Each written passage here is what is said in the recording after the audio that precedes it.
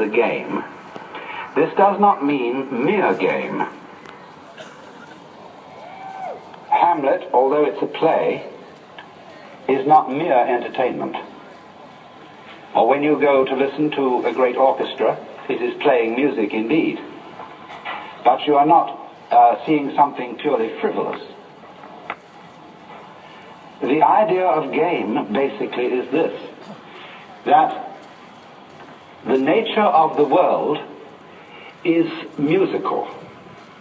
That is to say, it is doing all these forms of trees and stars and people and all their complexities just to do them. It has no purpose beyond doing it. And in exactly the same way, in music, music has no destination. It isn't aimed at the future. It does travel in time, that is true. But it doesn't aim at a goal in time. The point of music is every phrase as it unfolds itself, and as you perceive the relationship of those phrases to earlier and later phrases. But music itself is dance. It's dancing with sound, and likewise in the art of dancing, you are not traveling. You are not aiming at a particular place. You are dancing to dance. And so what you might call the musical or game theory of the world is that everything that is happening is its own point. It's true that things do develop. For example, the seed develops into the tree.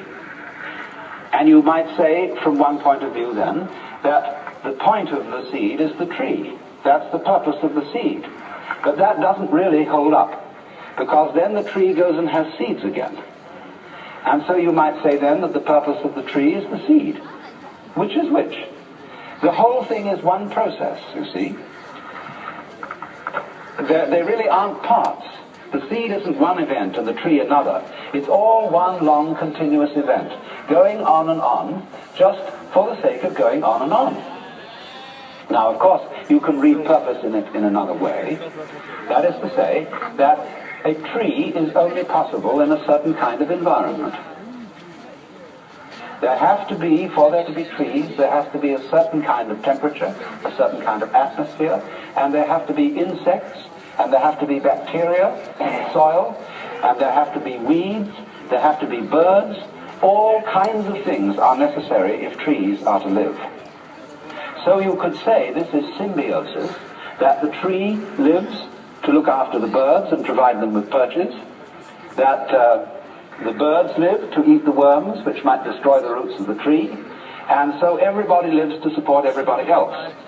Well, the word to, or in order to, is not quite correct. It's a little clumsy. What we should see rather than that is that the whole relationship of trees and birds and worms and bees and so on is a network. And every aspect of the network, you might say every part of it, depends for its existence on every other part. That means, you see, that the network as a whole is a single organism.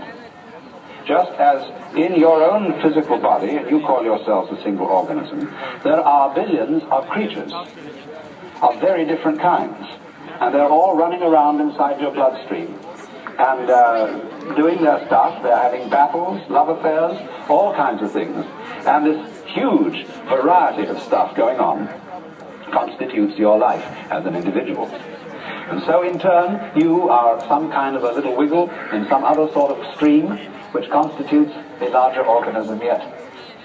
And, but really and truly, this tremendous network doesn't have any separate parts. It's not like a machine.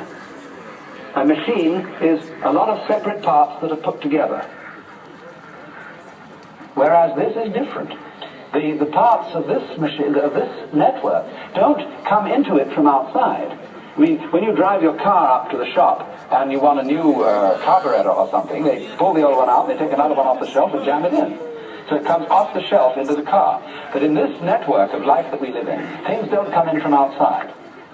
Everything that comes into it comes from inside, which is a giveaway that the whole thing is really one process, And it's all a game, because in the sense that it has no other object than doing what it's doing.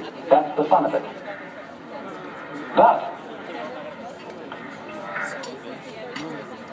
it plays, you see, parts. It varies itself. And in playing always involves a certain element of make-believe, that is to say illusion, and the word illusion is from the Latin ludere, to play. It involves the illusion of the parts being separate. And so then, there are these variety of games: the tree game, the beetle game, the butterfly game, the bird game, the cat game, the people game, the human game. And if you will look on all these things as differentiated in the same way as chess and backgammon and football and hockey and polo, or as rumba, waltz, twist, minuet, or again as concerto, partita, fugue, sonata, you will begin to see that it's a perfectly reasonable attitude to look at the world as a gaming system.